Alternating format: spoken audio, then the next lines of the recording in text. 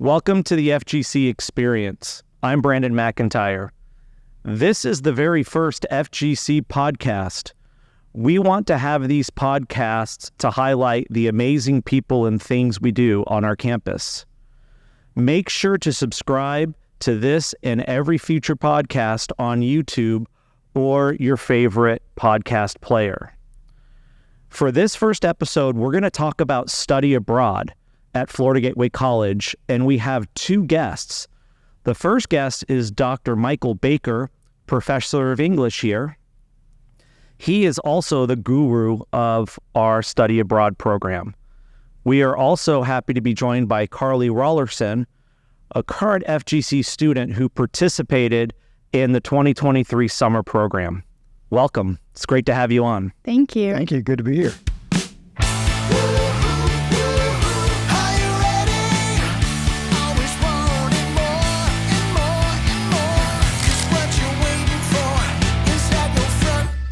All right, so we have some different things that I want to talk about in today's episode to try to tell people a little bit about study abroad overall, and then really go into the awesome things we do with our own program.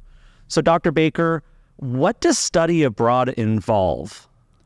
Well, mainly what study abroad is you take a couple of classes here at FGC, so you get credit towards your degree program. And the way we do it is it's during the second half of the summer. So it's a 6-week course for 2 classes. But 3 of those weeks, we're going to leave Florida Gateway College and we're going to go over to the United Kingdom and live for 2 weeks at Harleyson College and 1 week in London. So it's a 6-week program over summer. So that kind of goes with how most study abroad programs nationwide are. Almost all of them are what are called short-term programs, which are 8 weeks or fewer. So that certainly fits the mold. Awesome. So what are the benefits of study abroad? Well, there are a lot of different types of benefits. And when I've researched this, it seems like most scholars kind of put it into 3 categories. And the first one would be your personal benefits. Students who study abroad come back and they report things like feeling more self-confident, adaptable and flexible, things like that. We could ask Carly later what she experienced. The second thing, of course, would be academic. There are studies, of course, correlation does not equal causation, but there are studies and surveys that indicate that people who study abroad have higher GPAs, they graduate at a higher rate, they actually go to graduate school at a higher rate. So there seem to be a lot of academic benefits. And then there's the kind of like the professional or the career. Number one, apparently study abroad's alumni actually in their first job post-graduation average about $7,000 more per year. And when you think of just how many corporations and companies these days are global, if you work for Coca-Cola or Procter & Gamble or some law firms, they will have headquarters in other or offices in other countries as well. I guess those would probably be the 3 main things: is the personal, the academic, and the career or professional benefits. So it's really interesting. So you imagine that you're an applicant for a job, right? And especially if you're fresh out of school, to be able to add that you studied abroad and that you'd experienced culture in life in a foreign country, that probably means like the hiring manager has something that he or she might want to speak with you about, right? That separates you from the top. And I think the key is that cross-cultural immersion, right? So when you're there, you're not only learning about yourself and your current culture, but you're also learning about the host country's culture, and you're developing this cross-cultural mindset, where you're a different person when you come back because you've experienced things that are so different. The analogy I always give is, imagine that you read that it's 130 degrees in Death Valley, right? Okay, that's cool. But getting out of a car Yes. and sitting there for an hour in 130 degree heat, is a completely different thing, and it gives you a whole new appreciation for it, right? So when I look at it, that's kind of how, and we're going to talk about your experiences here in a few minutes, and you're going to relate to that. In fact, we're going to start right now. Why did you want to study abroad? What motivated you to participate in our program? So I actually did not attend any of the interest meetings. I didn't see any flyers. I never actually came on campus before studying abroad, but I was scrolling through my Canvas courses one day online, and I noticed that there was a study abroad opportunity. And at the time, I was a senior in high school, so I did not think it was open to me. And I opened the Canvas course and was just going to give a look at it. And once I realized that you had to be 18 by a certain time period and that I would be 18 by that time period, I immediately texted my mom, and I was like, this is a huge opportunity and I'd love to go. And my mom actually leads study abroads because she works at UF. And so she knew how important and significant this would be for me. So she was very supportive for that. But I really wanted to go to check another country off my bucket list and to get a few credits out of the way. I knew that this would give me an opportunity to meet other students before coming onto campus. And it definitely helped me build some relationships. Awesome.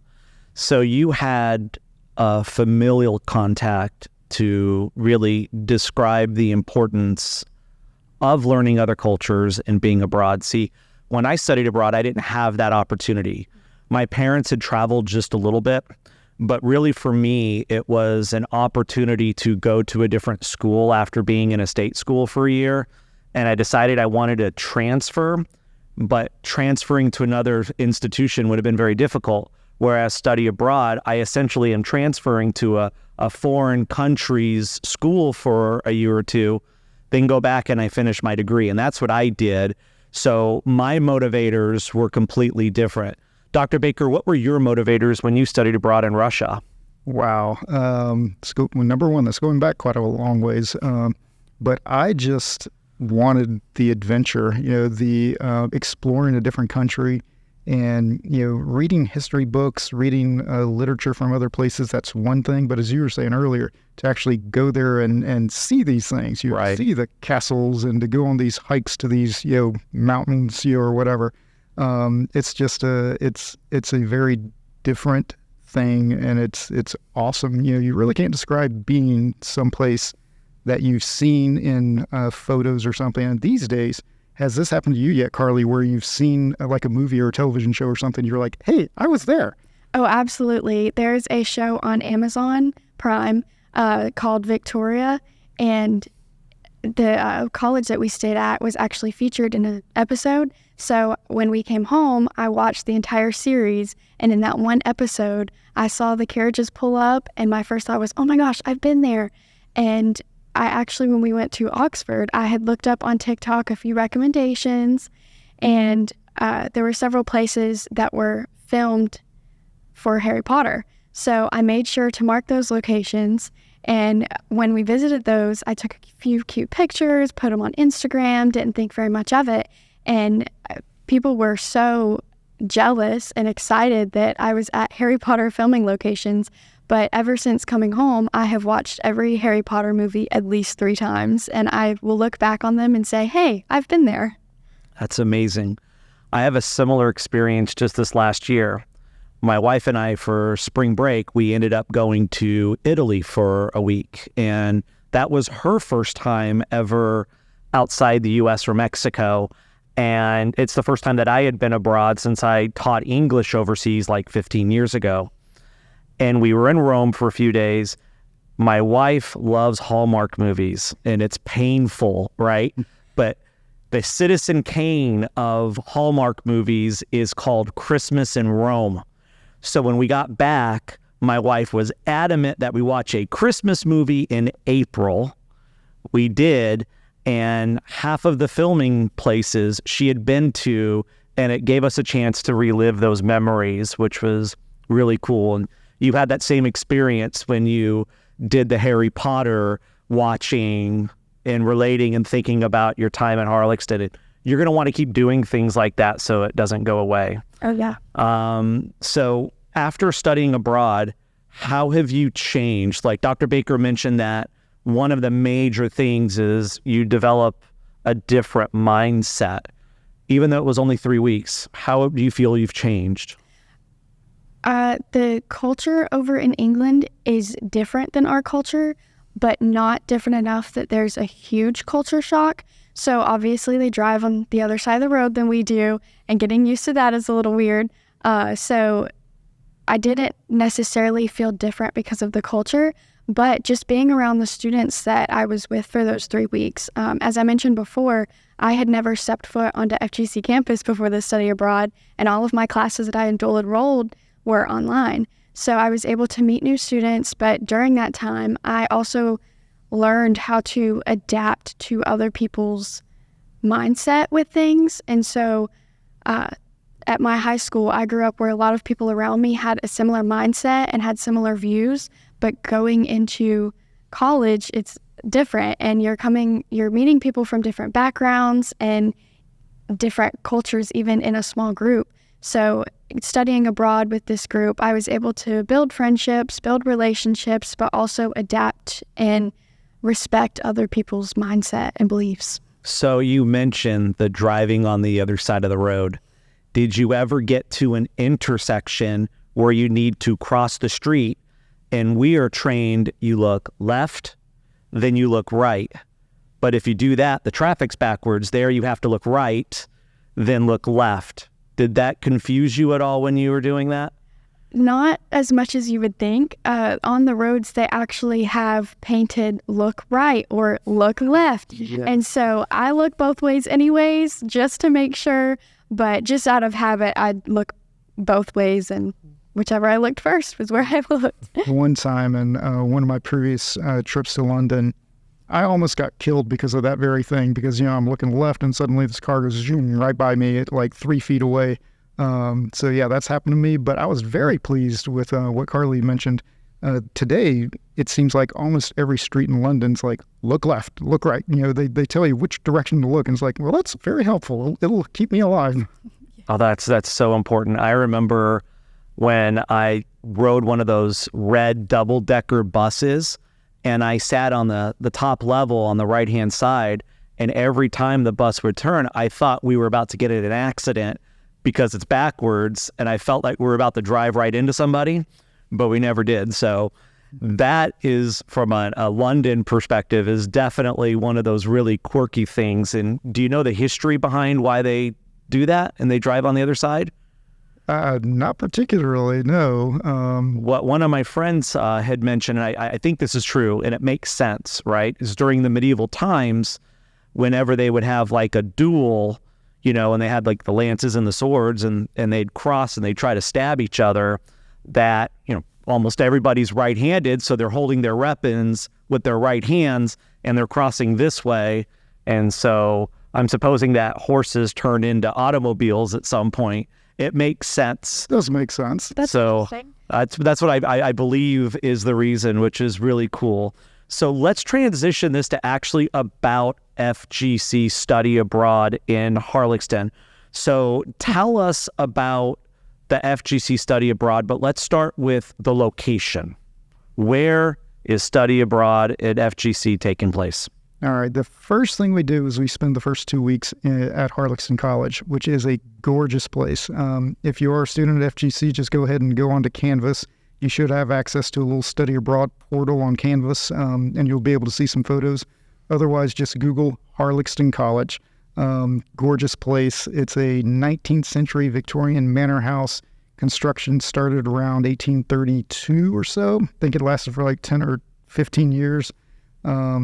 It's a really hodgepodge of styles. Gregory is the guy who built the place.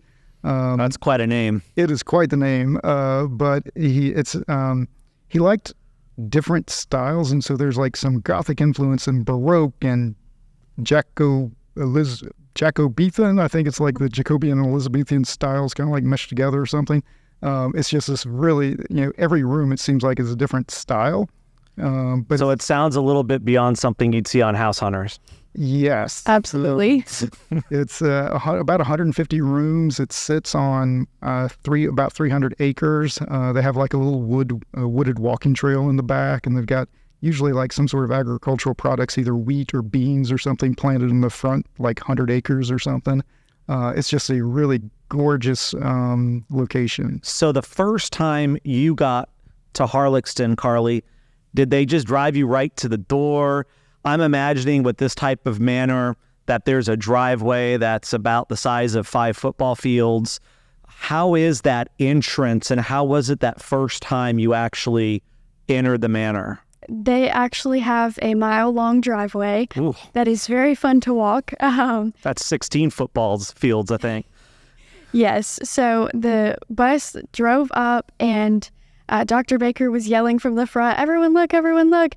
And some people were asleep, so we had to wake a few people up. But we all jumped up, and we were looking in the front window, and it was amazing. And it was an unbelievable view. Like you had mentioned before, we see pictures and we're like, oh yeah, that's cool. But to actually experience it was just something so different.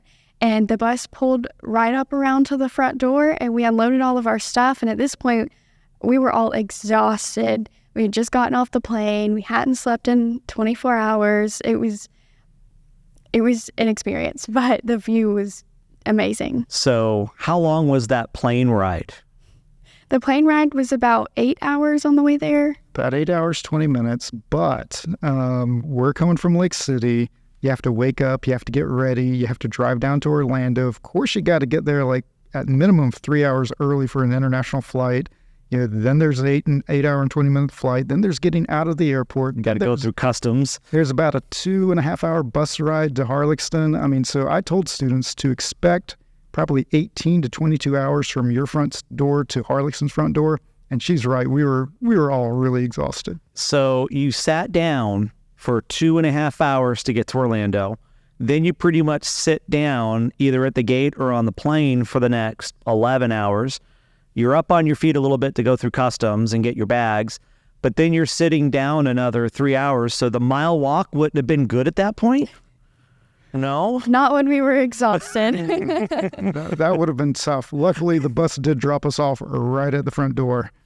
So how was the weather when you're there? Because obviously when we think of summer in Lake City, it's like a cauldron, right? So how was it? The weather was amazing. I tell people it's a lot like Florida in the fall. So you wake up and it's super cool outside. It's really crisp and it's in the mid to low 60s. But by the afternoon, you're in the low 70s and it's still cool, but it's not super hot. And it was just really nice weather. So if Mark Twain lived in Harlexton, England, he would have said that the coldest winter was a summer in Harlexton instead of San Francisco. Something like that, yeah. Yeah, that's awesome. Literally in July, the average high was about 75 degrees. It was wonderful. That is just perfect. Was there a breeze?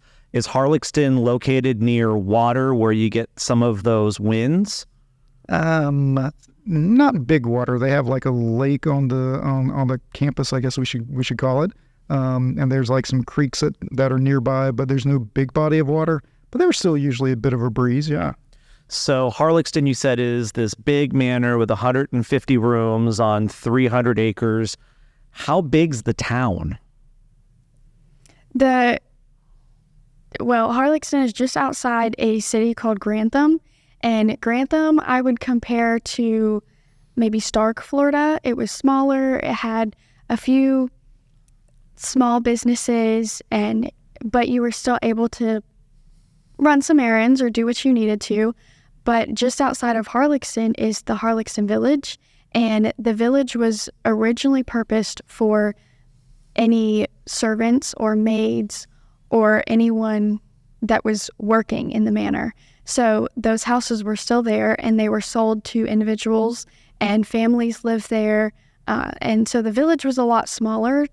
There wasn't as much of a grocery store or anything like that, but they did have a post office at least, and they had a village hall where they would meet. But in the village, there wasn't anything specific. So it sounds like maybe 2,000-3,000 people? Not even in Harlexton Village. I mean, we're probably talking about 100, 200 or whatever. I mean, it's a very small village.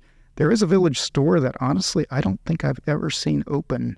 I never saw it open either. That's where the post office was. So they're not looking to make a lot of money at that store, apparently. Apparently not.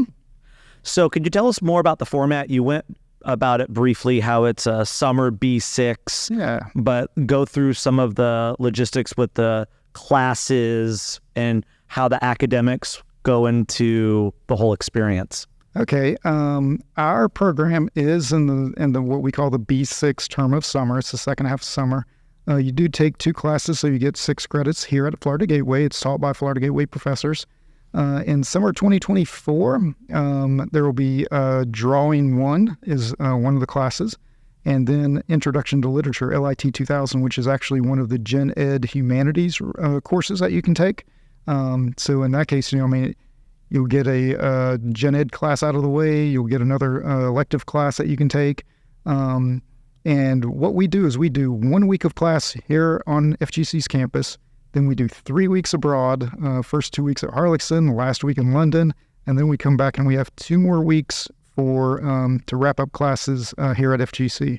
And so that's in a nutshell is what this program's about.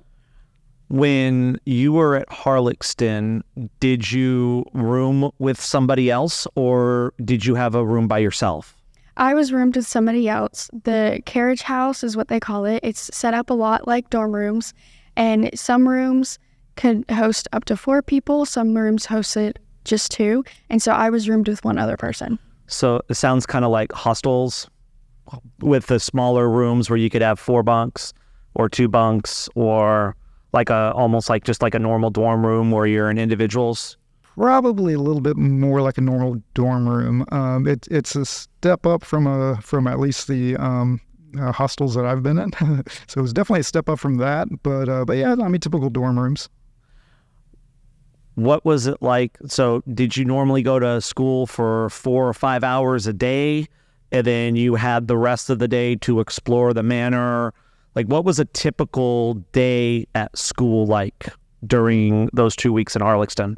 Yeah, I'll give the official answer, and then you can tell us some of your stuff from the student perspective.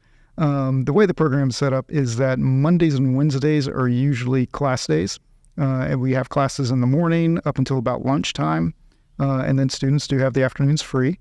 And then Tuesday, Thursdays are excursion days, and so those are our official excursions. We'll go to places like Oxford or York or Lincoln, places like that. And then Friday, Saturday, and Sunday, we give students, free weekend. And we let students do a lot of different things. They can go on unofficial excursions on the weekend. And Carly was one of the ones who went on a very special weekend excursion. Do you want to tell us about that one? I can. That specific excursion, I took a few people to Paris, and we took a train out of York straight to the airport, and we hopped on a plane and took a flight over to Paris. And that was another exhausting travel day. But we got to our Airbnb around just after midnight, and the next day we got up bright and early and did everything you can do in one day in Paris. We saw the Palace of Versailles, we saw the Louvre, we saw the Eiffel Tower, and the city doesn't seem that big because it's only 5 miles wide, but the traffic is insane. So we spent plenty of our travel expenses on Ubers and taxis and just trying to get around the city. And we still walked, I believe, 18 miles that day. Wow. But we saw a lot of views, and we didn't really eat much food that day. We were busy seeing all the views. But yeah. So that's a great experience to be able to do that.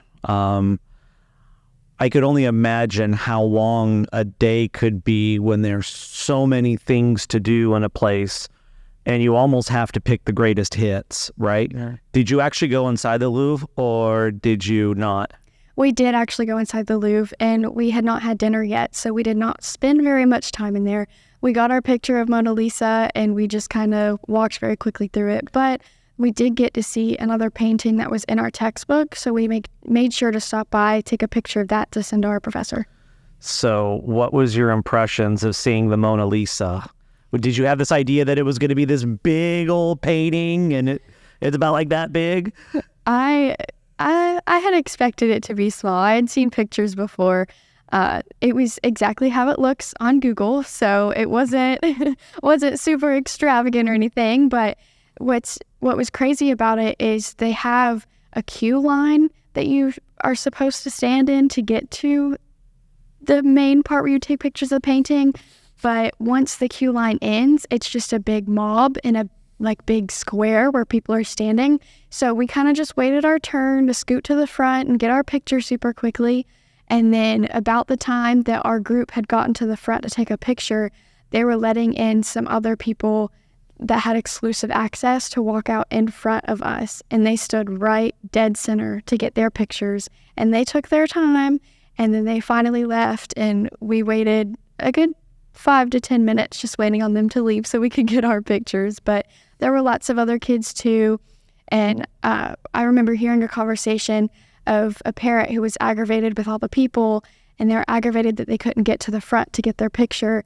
And their child had looked at them and said, "Mom, just be patient.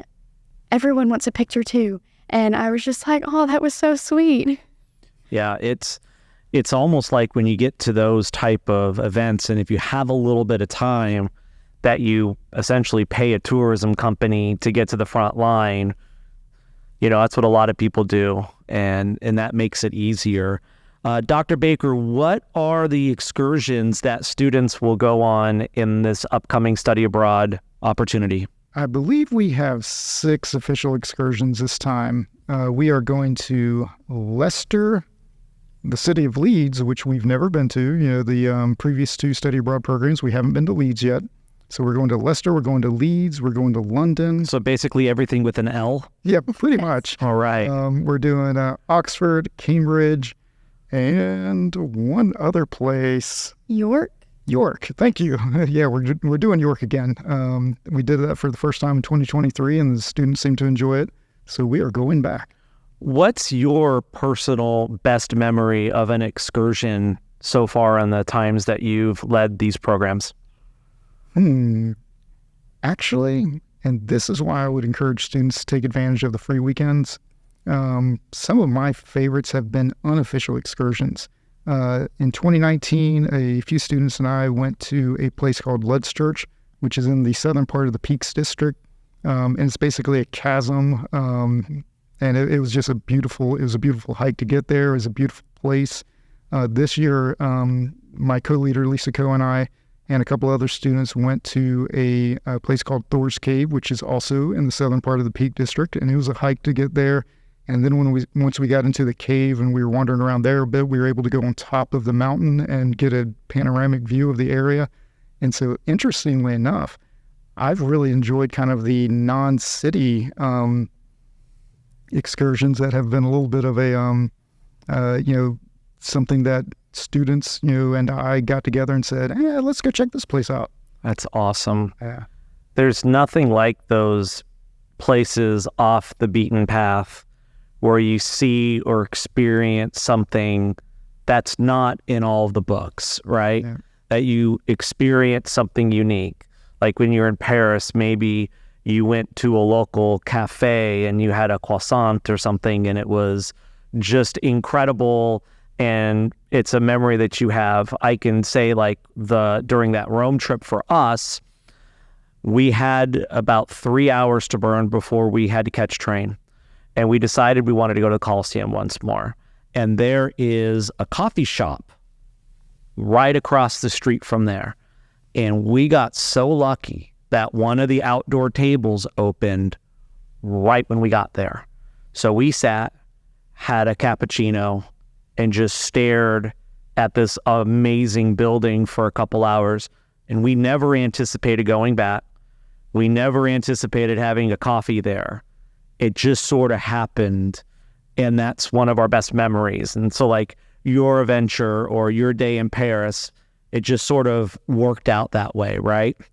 So if you were to tell any current FGC student why they should study abroad or at least consider it, what's your sales pitch? There are so many reasons why, but I will start with the personal growth that you get out of it. I was coming right out of high school, and I was going to be away from my mom for 3 solid weeks. And I was honestly very nervous going into it because I knew I would be in a completely different country. I would be halfway across the world from my mom, and I was very nervous about it. But after a few days, I was loving being there and having the friendships that I had.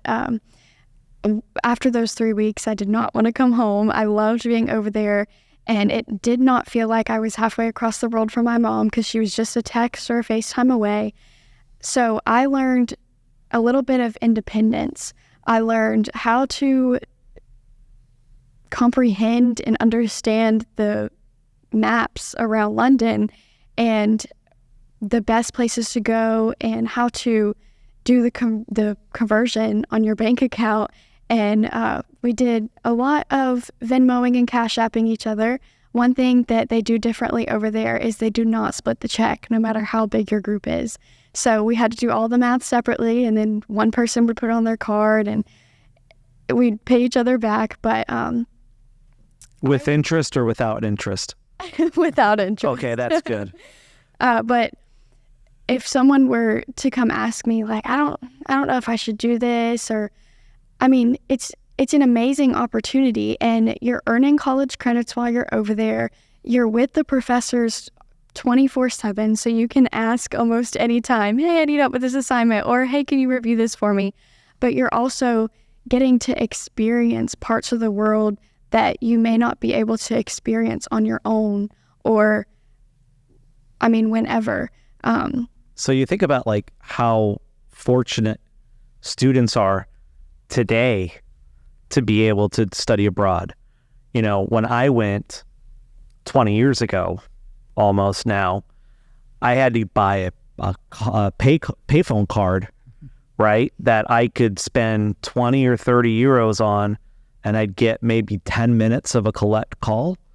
And then toward the end, they finally started coming out with some sort of basic webcam service, but certainly no cell phones or texting or anything like that.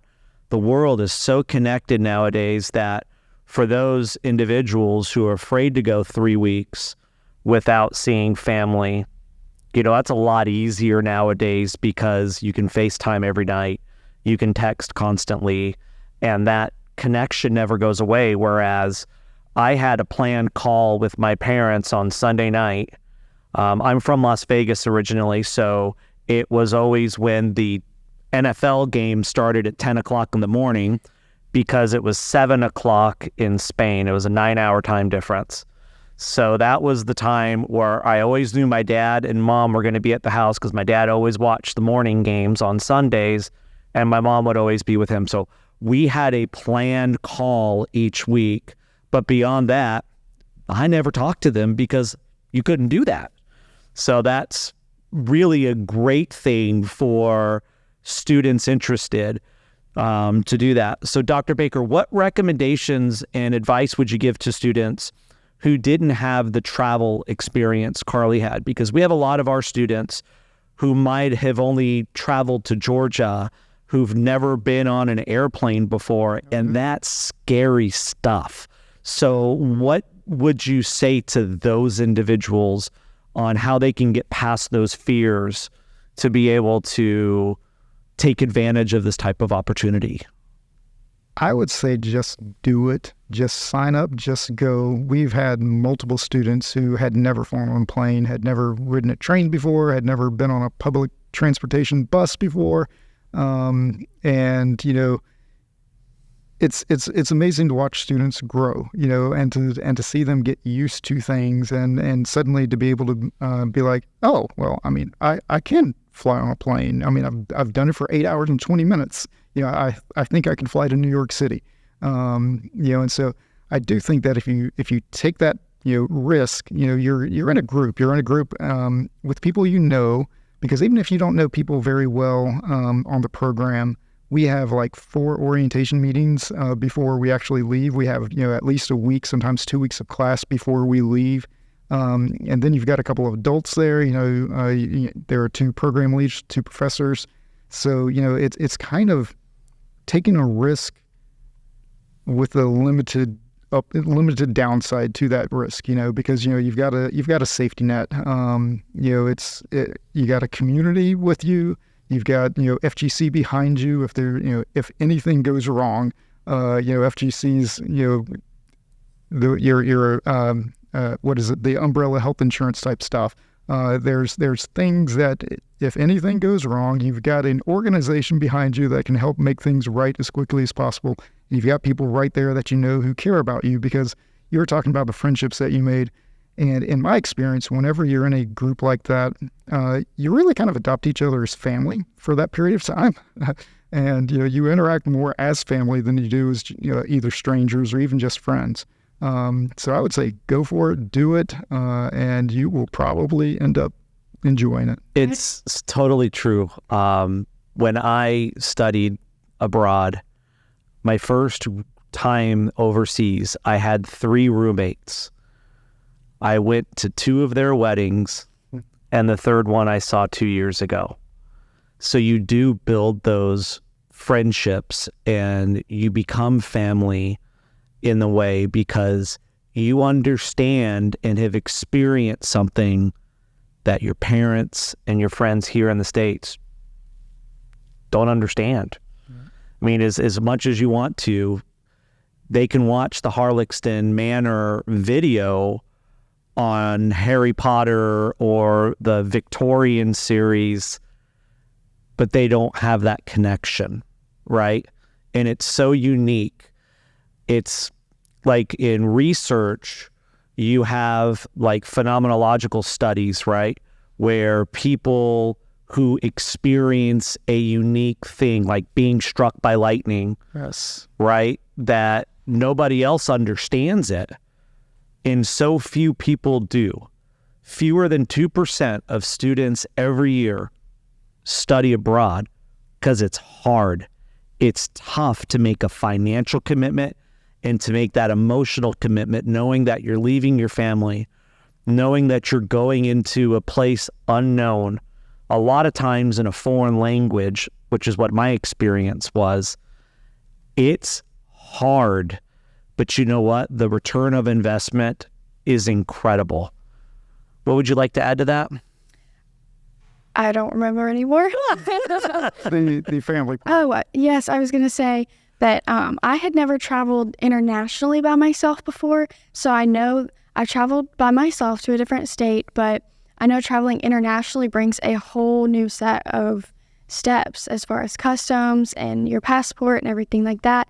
So luckily I did have my mom to back me up on the pre-planned part, but it was definitely a blessing to have a group of students who some of them had never been on a plane before and some that had traveled internationally before, and adults as well, and the professors that were able to help us. Okay, hey, this is where we're going next, or hey, this is our gate, so let's all meet here. And it was a lot easier to travel internationally with Real some quick, help. let me add that by the time we got to London, Carly was amazing. It was awesome. There was a couple times I was just like, well, Carly, we're going to the British Museum. Do you want to take the lead? And she would do boom, boom, boom. I mean, she knew exactly how to get around in London of all places. I mean, if she goes to New York City or Chicago or Los Angeles or Dallas she's going to be comfortable because she now knows how to navigate a big city. So, yeah. What a great experience coming from a smaller town, right? To be able to do that, because it's a unique and different thing. Like you'd mentioned, learning how to read and function in the underground, the metro station, knowing how bus lines work because they're different, all of that stuff of public transport. It's very unique. So, Dr. Baker, what is the application process? How can an FGC student study abroad? What do they need to do? Well, the first thing to do is probably to go on Canvas and or to the FGC Study Abroad page on the website. There you can get a lot of information. But as far as an application goes, there's an application form to fill out. And in that form, one of the things you'll need to do is write a 500-word essay. Don't worry, it's a very simple prompt, something along the lines of why do you want to study abroad? You will need 2 letters of recommendation. One needs to be from a FGC professor or instructor. But the other one can be from another FGC instructor, it can be from a high school teacher, it could be from a mentor or church leader, or, the second one is wide open, just no family members. And then, of course, there is an application fee of $50, and that will actually apply to the program fee. So it's not like something that's on top of anything else. But so you really want them to take those steps because, as we said, this is difficult. This requires maturity, and you want to make sure that the interested candidates are mentally ready to take that step, right? Yes. And one of the reasons we do have the $50 application fee is because, instead of just anybody and everybody who thinks, oh, that sounds fun, and then the admissions committee has to read, 200 applications or whatever, that $50 shows that you got a little bit of skin in the game, that you're really, truly interested in this. And so, we're not trying to get an extra $50 out of you. It literally does apply towards the program fee. Strong arming $50, that would be kind of crazy, right? So that's a good point. What are the requirements that students have to study? So is it open to anybody, or? The main things that we need is you do need to be 18 years old, which is something that Carly talked about earlier. There are different regulations and stuff with traveling with minors, and so it's just easier to say 18 and older. We ask that you have a 2.5 GPA after the spring semester. Exceptions can be made, so if you do have lower than that, it's worth at least talking to us about that. Those are the main requirements. Of course, you do have to sign up, and you have to take the 2 classes, the 6 credits. In that, we're geared towards current students. We have had some students, kind of like returning students, people who have already have a degree or whatever, and they're like, can I sign up and take the classes? And we're like, well, we're an open enrollment type college, so yeah. Right. And so we have had a former employee here who retired from FGC a few years back, and she's gone on the program before. And so obviously a non-traditional student in that sense, but so we're open to that, but you do have to take the classes and you have to give a good solid effort at them. So you said that it must be for students who are 18 and over. Yes. So if a high school student is 18, are they eligible as dual enrollment students? Yes. One of the reasons we do it in the summer, the second half of the summer, is to allow someone like Carly to go ahead and get through high school graduation. Because, usually if we started in May, like a lot of programs do, then she wouldn't have been able to go this past year because she would have been finishing up high school. Yeah, so dual enrollment students are not eligible if they're currently dual enrolled. It has to be that they've finished high school. They're right? eligible to apply just as long as they're done with high school before we leave for the trip. Right. Yes. And are 18. Yes. So once students are accepted, how are they advised? This is a very near and dear topic to me. I know you could probably answer this question better than I can because you help us with this. We do have a special Canvas. It's almost like a course. It's a portal, right? And all the students who are accepted into the program get put into this one portal. And we have a ton of information, which because you've put that thing together for us each year we've had it. So there's just a ton of information on there. We have 4 orientations, one shortly, like within 2 to 3 weeks of the enrollment or the admission letters going out. We have a very quick orientation that's kind of like, okay, here are the next steps. Make sure you get your passport, blah, blah, blah. And then in January, we have a second one that's a little bit more about like, okay, airfare, and here are some of the things you're going to need to know about that type of stuff. And then we have a third, and then just before in May, I think it is, we have our 4th and final orientation. So we, in each one, we kind of like zoom in a little bit more and more about, okay, study abroad in general, get a little bit more focused, Okay, here's our itinerary. So we kind of like guide students through very gradually over a period of months, and I hope it works well. I would say the information that we received during the orientation meetings were very helpful. Good. Like I said before, my mom had kind of helped me through the passport process, but there were other students that had never traveled on a plane ever or had never traveled internationally, and the information given was very helpful. So what do you guys do to combat reverse culture shock? So you spend 3 weeks in Europe, and now their students are becoming enamored with a different idea and a different view of the world. Then they go back home, and that's very difficult for a lot of people. So is the latter part of the semester spent in part to help students with that transition back to the U.S.? We do talk a little bit about that. We cover that because I forget if it's the second or third orientation, we do talk a little bit about culture shock and the one model we use, how to handle it, the model we use, or there are like 4 stages.